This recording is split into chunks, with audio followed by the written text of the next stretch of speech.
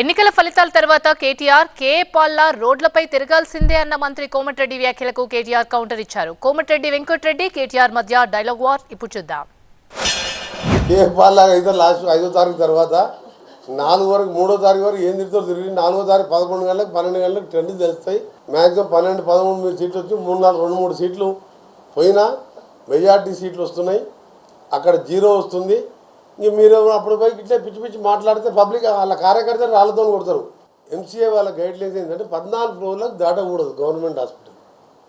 అది hospital super speciality hospitals. రేపు patient తీసుకుపోతాం, సడన్గా ఎమర్జెన్సీగా కరెంటు పోతుంది, ఇంకేమైనా జరుగుతుంది. 27 ఫ్లోర్లు కట్టుకుంటారు. వాడు తలకాయ ఉన్నాడు.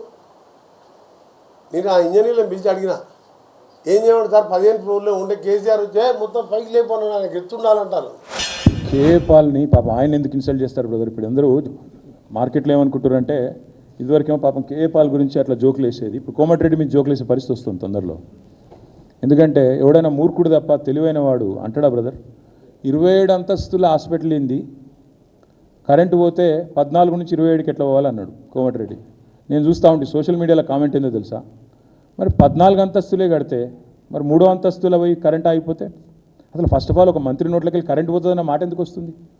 మేము ఉన్నప్పుడు ఆ మాట ఎందుకు రాలేదు, ఇప్పుడు ఎందుకు వస్తుంది? అంటే ఎంత మూర్ఖులు నడుపుతున్నారు ఈ గవర్నమెంట్ని, ఎంత జోకర్లు నడుపుతున్నారు ఈ గవర్నమెంట్ని. ఇలాంటి సన్నాసులు నడిపితే గట్లాంటి ఆలోచనలు వస్తాయి. కరెంటు పోతే జనరేటర్ ఉండదా?